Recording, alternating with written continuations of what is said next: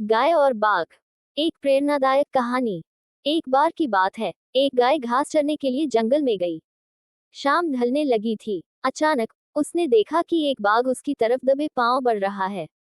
डर के मारे गाय इधर उधर भागने लगी। बाघ भी उसके पीछे दौड़ने लगा। दौड़ते हुए गाय को सामने एक तालाब दिखाई दिया। घबराई हुई गाय तालाब में घुस गई। बाघ भी उसका पीछा करते हुए तालाब में कूद पड़ा। जब वे दोनों तालाब के अंदर गए तो उन्होंने देखा कि वह बहुत गहरा नहीं था। पानी कम था और तालाब कीचड़ से भरा हुआ था।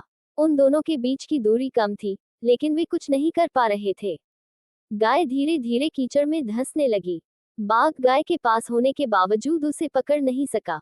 वह भी धीरे धीरे कीचड़ में धंसने लगा। दोनों ही करीब करीब गले तक कीचड़ में फंस गए। वे हिल भी नहीं पा रहे थे। कुछ देर बाद गाय ने बाघ से पूछा, क्या तुम्हारा कोई गुरु या मालिक है? बाघ ने गुर्राते हुए कहा, मैं जंगल का राजा हूँ। मेरा कोई मालिक नहीं है। मैं खुद ही जंगल का मालिक हूँ। गाय ने कहा, लेकिन तुम्हारी उस शक्ति का यहाँ पर क्या उपयोग है? बाघ ने कहा, तुम भी तो फंस गई हो और मरने के करीब हो। तुम्हारी भी तो हालत मेरे जैसी ही है। गाय मुस्कुराते हुए बोली, बिल्कुल नहीं। मेरा मालिक जब शाम को घर आएगा और मुझे वहां पर नहीं पाएगा, तो वह ढूंढते हुए यहाँ जरूर आएगा और मुझे इस कीचड़ से निकालकर अपने घर ले जाएगा। तुम्हें कौन ले जाएगा? थोड़ी ही देर में सचमुच ही एक आदमी वहां आया और गाय को कीचड़ से निकालकर अपने घर ले गया। जाते समय गाय और उसका मालिक दोनों एक दूसरे की तरफ कृतज्ञतापूर्वक देख रहे थे। वे चाहते हुए भी उस बाघ को कीचड़ से नहीं निकाल सकते थे, क्योंकि उनकी जान के लिए वह खतरा था।